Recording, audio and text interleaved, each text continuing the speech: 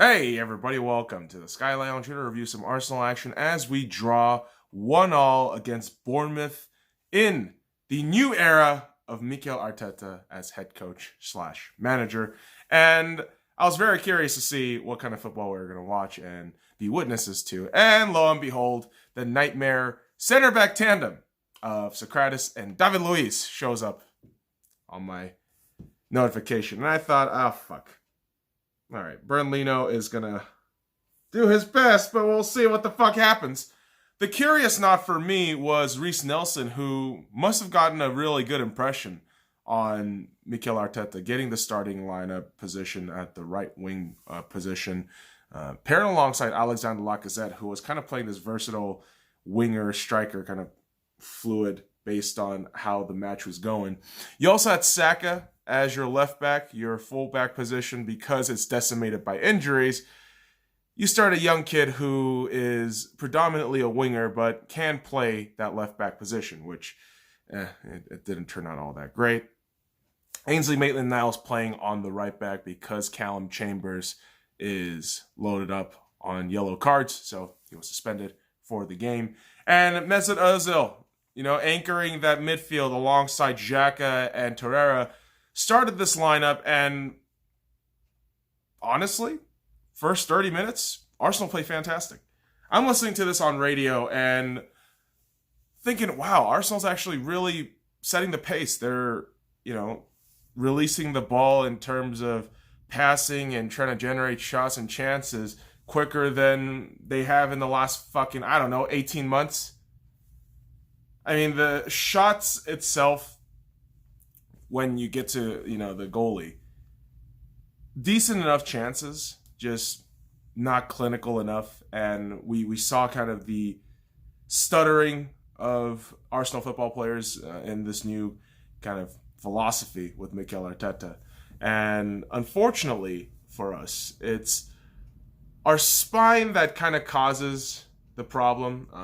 And what I mean by problem is we concede a fucking goal in the 35th minute, and it's Gosling, not Ryan Gosling, but Bournemouth's Gosling. And the mistake really happens from Saka, who is up the pitch in the midfield, kind of loses the ball. And from that point on, it's Xhaka, Torreira, David Luiz, Socrates, all just kind of try to stop the ball simultaneously in the box, and none of the shit goes right. And so Arsenal concedes a goal early in the first half. And Arsenal actually did generate a couple of great chances in that first half. It's just they came out with nothing. And you go into the second half thinking, all right, I mean, if they play up to their potential, if they're playing this game right now, I think we have a fair shot at least getting a tie, right? And thankfully for Arsenal, they came out aggressive as well. Bournemouth still answering back in a lot of great ways. But Arsenal really defined this game in terms of how they wanted to set themselves up in terms of pace, in terms of how, they moved the ball, which was just quick. And you see guys like Mesut Ozil thriving today, which was really brilliant to watch, especially on Boxing Day, where, the fixtures are a little bit more hyped up because we have all of them at once. And, well, actually, technically not really, but you know what I mean, kids. It's Boxing Day.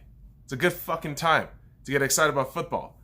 And for Arsenal fans, I can't believe I was actually cheering for a fucking draw, because Aubameyang getting the goal in the 63rd minute, a setup that was created by Aubameyang. Lacazette luckily finding Mesut Ozil in like a very awkward pivot, where Lacazette was really having those awkward moments in the box all game long, but able to find Mesut Ozil, who's able to find Reiss Nelson. Reiss Nelson dishes a nice little pass to Aubameyang, nets in the goal, 63rd minute. Abba gets a yellow card for excessive celebration, but hey, you're drawing 1-1 away, and what you're away from has been abysmal, if you just take a look at our record. But to get that goal was alleviating, because you could feel Arsenal players going at it, trying to get that win. And as much as Arsenal was going at it, I mean, Bournemouth had a pretty fair chance at this. And if it wasn't for the late offside goal, man, oh man, you really wonder what Bournemouth could have done. I mean, the late seeming goal was actually deemed offside, miles offside from the player from Bournemouth. Callum Wilson actually getting the mark on him. But Arsenal able to defend everything off in the final, stretch of the game. After the goal by Aubameyang in the last 30 minutes, they're able to take care of business. And honestly, a guy like Bernd Leno, who I have criticized heavily last season, is somebody who now I have to look at and think, you're not bad. Like you're actually not bad. I just look at that fucking center back tandem and I think, wow, Socrates and David Luiz, who didn't have a terrible game, but they are the marker of abysmal Arsenal defense. But I'm very encouraged by what I saw today, and obviously we have to be patient. I mean, I've said this about Unai Emery when he was appointed, but the reality is new managers take time to develop their thoughts and philosophies, and a culture they want to develop here, it may take time. It may take turnovers of players, and right now we don't know what we're going to get. This was the first match under Mikel Arteta, an away game where we draw, get a point at least. I mean, I'll take that any fucking day right now, especially in the abysmal way Arsenal has been for the last few months. And it's not going to get any easier. We have Chelsea at the weekend in the Emirates, and I hope, for Arsenal's sake, we can figure out a way to grab a win and uplift ourselves for the new year. Because then we're going to have Manchester United, which is, it's a whole other fucking thing that we got to deal with. But hey, hopefully Arsenal can keep their heads up, keep focused, and get at it. So, boys and girls, that does it for me. Follow me at the Sky Lounge and all the links in the description below. Like, comment, subscribe for more daily contents. Come on, you Gunners.